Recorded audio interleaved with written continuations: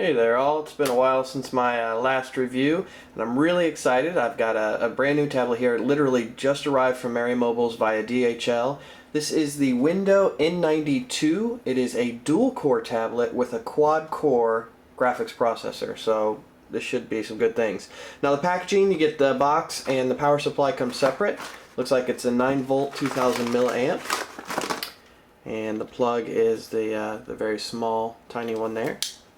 And yep, 9-volt 2 milliamp. Let's set that aside.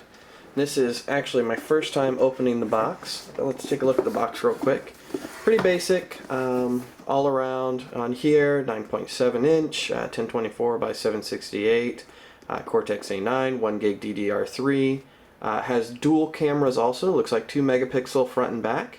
802.11 G and N wireless, 1080p 1.4A HDMI, and the 4x Mali 400 GPU. And on the back, it's a nice box. It gives you, all the details.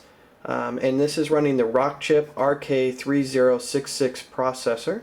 It says it's running at 1.5 gigahertz, and that is a dual-core processor. Should have, I believe, 16 gigs of storage and an 8,000 milliamp battery. And 609 grams for the weight, and Android 4.0.4. So let's go ahead and open up this box. Now inside, let's see what we've got here. Quality control checklist from Merry Mobiles. And the tablet itself, we'll set that aside here for a moment. Get a nice little string, you can pull that up. And underneath, it comes with a micro USB to full USB adapter. You get a full USB to micro USB cable. The basic headphones, although yeah, these have little pads, little disc. There is a manual. The manual is in Chinese, but you may be able to watch the pictures. Looks like this is a headphone cable wrap, which is actually kind of nifty. And a little card. And that is all for the box. So let's set that aside. Bring over our tablet here. Now, first impression. Looks like it does have a screen protector on it. I just have to peel this top little layer off here. Looks like it's been applied pretty well also. There might be one little bubble there to work out. Right here you have the front camera. And on this side, we've got the headphone jack. You have the power input. There's a little flap here. Now that's interesting. I've not seen that before. But if you pull down this flap, underneath you've got the TF card, so this would be your external card, the mini HDMI, and the USB/OTG port. And nothing appears to be right there. So that's interesting that it protects the ports. Also keeps it smooth. You've got a volume rocker here, menu and escape. And on this side, nothing there, nothing there, and nothing there. So I'm going to guess that one of these buttons will be the power. And then on the front, again, you just have the camera. On the back, you've also got a camera here. Oh, there's the power button. It's right there on the back. So let's go ahead and boot this up. As you see, N90 Dual Core 2. Let's go ahead and boot it up. It's an interesting place to put a power button, but I guess it makes sense. There we go. So I'm really hoping and expecting good things from this device. I think it's going to be a very popular tablet. There we go, just setting the settings. With the dual-core processor and quad-core graphics, ice cream sandwich, and the Window tablets are built really well. You can see the boot time was actually pretty quick too. So again, this is just new out of the box. I haven't done anything with it yet. Has a nice interface with the ice cream sandwich. And these little buttons, this is your back button, this is a home button, and this brings up if you have multiple programs open, you can switch between them. Let's see what else is in here.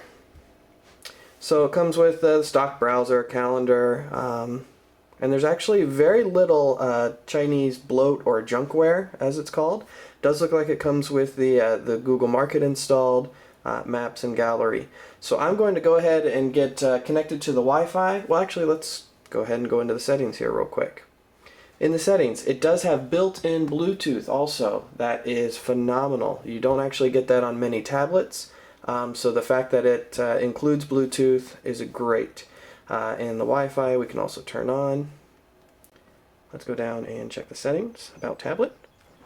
Rock chip system updates and also system updates. I'm not sure if those buttons will work, but they're worth trying. Model number N90 dual core 2, Android 4.0.4, kernel is 3.0.8, and the build number. Looks like this firmware was built on May 9th, 2012. In the other settings, you have the usual developer options here. Accessibility, date and time, which I'll adjust in a minute. Backup and reset, you can back up your data or factory reset. Sometimes those work, sometimes those don't. Language and input, it's already set to English, which is great. I would go ahead and change the keyboard to English as well. Voice search looks to be built in. You can change the screen lock. It has face unlock. Awesome. Pattern, pin, or password. Location services, you can turn those on. Agree.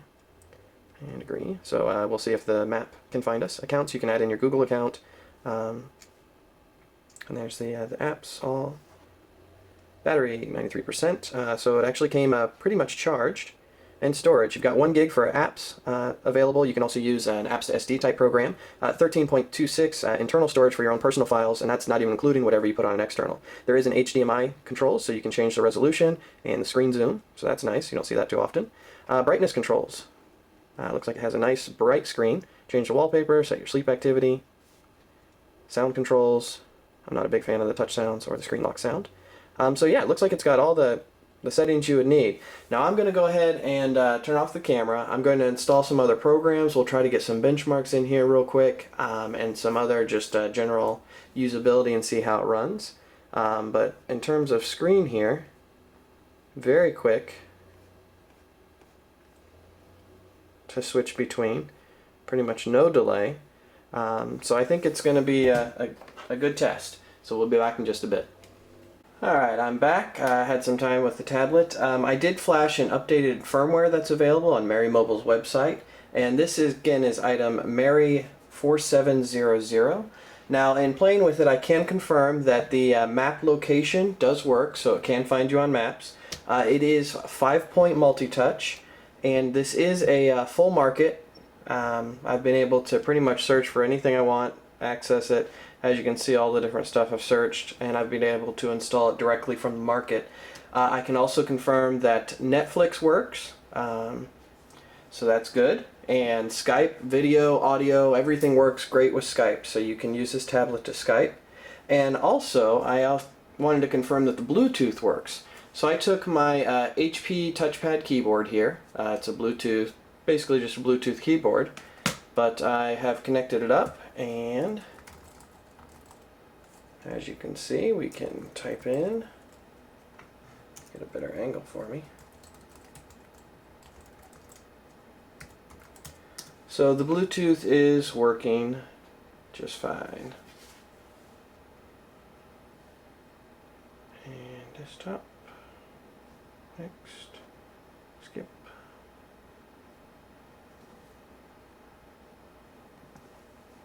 There we go. So, I've also confirmed that embedded YouTube videos work. Did this pretty simple way. Just went to Mary Mobile's website and went to one of their devices. One of the other reviews I've done in the past. And you can see the video pulls up right over there and loads. And voila, we have embedded YouTube playing. And I have tested external mice, thumb drives, those all work as well. So the tablet basically can do everything you want it to, that we've seen other tablets do, and it has the Bluetooth built in. So let's go ahead and close some of this out. And I'm going to actually do the benchmark tests on a separate video, but as you can see, these are the different programs that I will be testing in that benchmark video. The quadrant score came up as 4,000 when I ran it, which is the same as the Asus Transformer. So it is doing well on performance. Let's go ahead and load up a game. I've got Shadowgun here.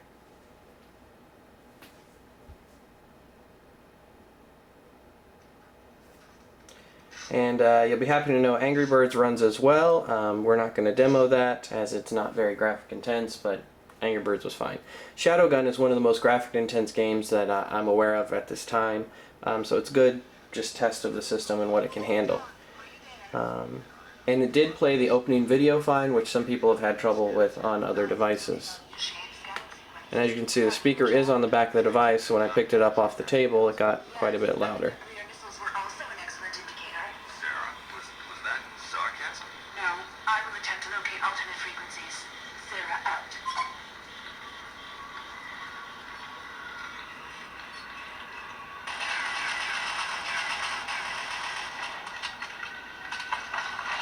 So as you can see, it's smooth, playing just fine.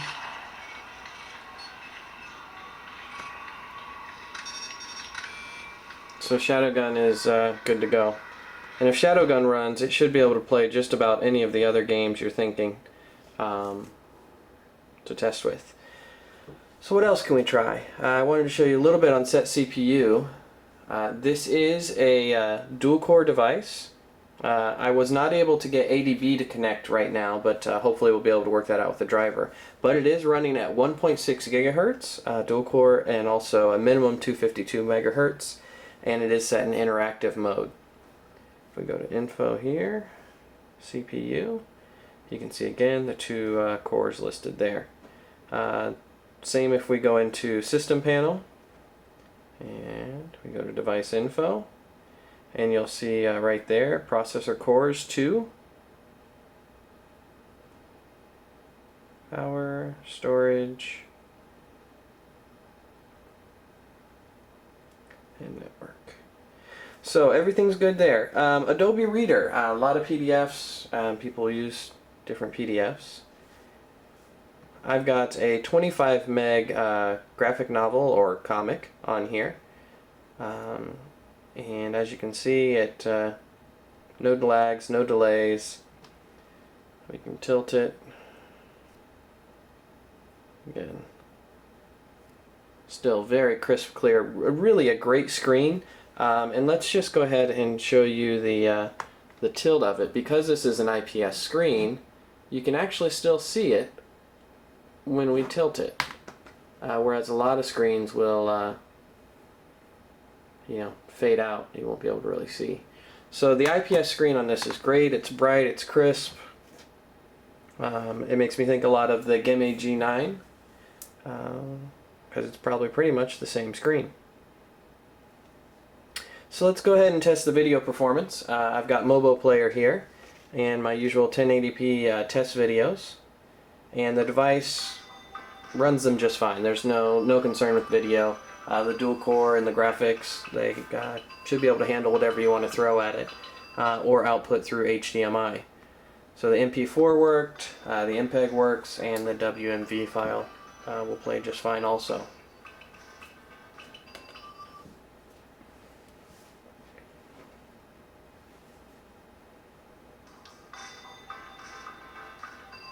So those are all good.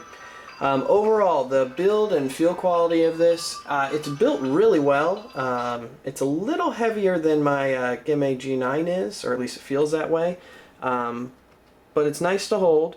It is kind of weird having the power button on the back here, but you get used to it. And then the back camera is nice, and the speaker port is actually right in here. This little flap, it's nice that it covers the ports, and it makes it smooth. And I love having external volume buttons. One of my biggest pet peeves is when a tablet doesn't have volume controls. And the built-in Bluetooth is also a really great feature. Camera quality, it's basically what you've come to expect from the tablets. It's not going to be the same as like a camera on your cell phone, but it gets the job done. It does what it needs to. It's on the back camera, so obviously it's dark. Change it to the front. As you can see, there's the camcorder.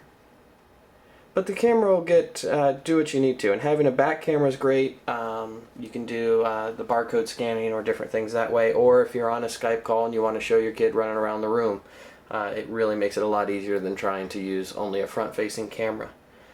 So that's the device. Again, I'll do another video with the benchmark. I'm also, if you have suggestions or things you'd like to see, let me know. I'll see what I can throw together.